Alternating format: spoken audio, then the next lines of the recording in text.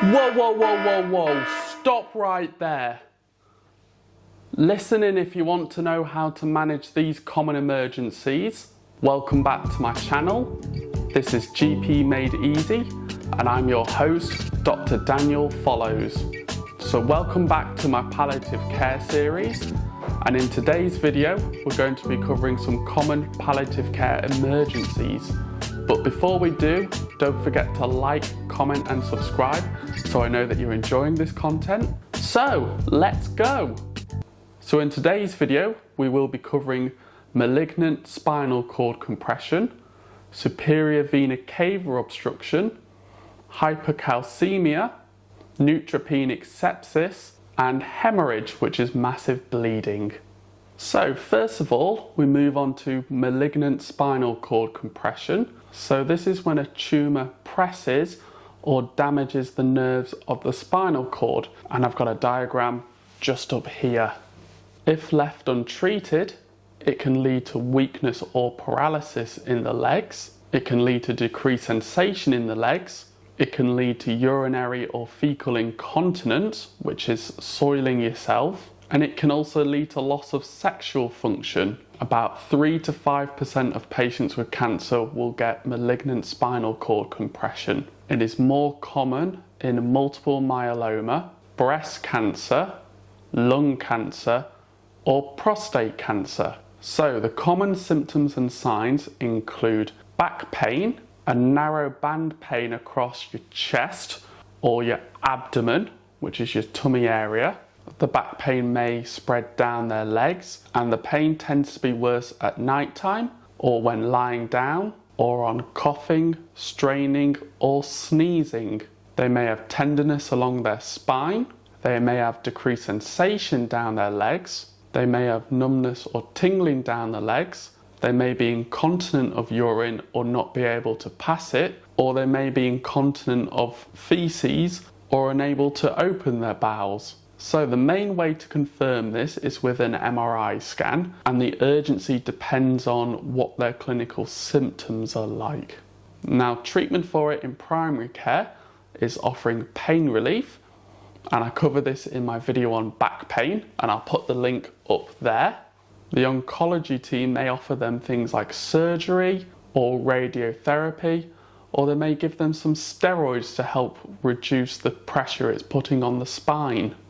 So next we move on to superior vena cava obstruction.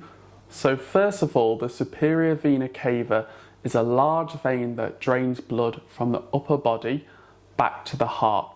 An obstruction occurs when a tumour partially or completely blocks it. And I've got the diagrams just up here. It's most common in patients with lung cancer, but can also occur in lymphoma or metastases from other cancers. Symptoms and signs include they may have a headache or a feeling of fullness in their head. That is worse when they bend their head forward or when they lie down. They may feel short of breath. They may notice swollen or bulging veins in the neck or chest. They may notice swelling in the head or neck, or even down their arms into their hands. Their face may change colour to look red or purple.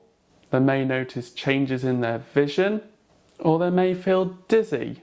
So the main treatment is to get a patient admitted, as they may have to insert a stent to open that vein back up again.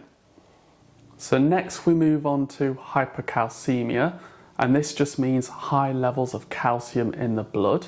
It's due to changes in the bones, and it can even occur even if a patient hasn't got metastases, but it is more common in advanced disease.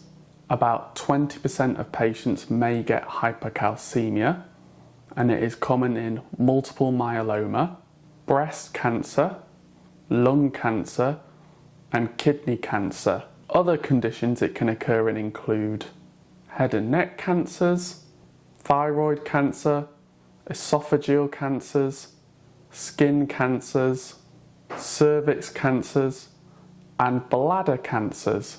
Symptoms and signs include they may feel weak, or they may feel tired or fatigued. They may feel unwell. They may have a loss of appetite. They may have nausea and vomiting. They may have deep bone pain. They may feel thirsty and just keep drinking loads of water. They may be passing lots of urine. They may feel constipated. They may be more confused. They may feel drowsy. They may have seizures, or they may just have delirium, which is a sudden increase in confusion. So the main way to confirm it is with a blood test. And if a patient does have this, they end up getting admitted to hospital because they need IV fluids and maybe even an IV bisphosphonate to bring those levels down. So next we move on to neutropenic sepsis. So this is a body's reaction to an infection, and as the name suggests, it happens in patients who have low neutrophil counts. And a neutrophil is a type of white blood cell that is used to help fight infections. We take it seriously as it can be potentially life-threatening, just like normal sepsis. People most at risk are those who have severe neutropenia, those who have had long-term neutropenia, or those who have had a sudden drop in their neutrophil count. So causes include chemotherapy, patients on immunosuppressant drugs, patients with bone marrow disorders such as aplastic anemia or myelodysplastic syndromes, patients who have had a stem cell transplant, or patients who have had radiotherapy. Now, symptoms include the patient may just feel generally unwell, they may have flu-like symptoms, they may have a fever or have a low temperature, they may be shivering, they may be agitated, they may have a change in behaviour, they may not produce as much urine, or they may have diarrhoea. Now, if anyone you suspect of this, the first protocol would be to try and discuss it with their oncology department, or if they're unavailable, then you'll just get the patient admitted to hospital. And finally, we move on to hemorrhage. So this is just a large loss of blood. Now, it most commonly occurs in advanced cancers, and it can be caused by the tumour itself or the effect that the tumour has on the body, for example, impaired clotting. Now, patients who have liver disease are at an increased risk as the liver makes platelets that help with clotting. Patients who have had surgery or radiotherapy for head or neck cancers are at increased risk. And certain medications can increase the risk, such as non-steroidal anti-inflammatory drugs, steroids, and anticoagulants. Symptoms include hemoptysis, which is coughing up blood, hematemesis, which is vomiting up blood, melena, which is blood in the stools or back passage, hematuria, which is blood in the urine, or they may have bleeding from ulcers or wounds.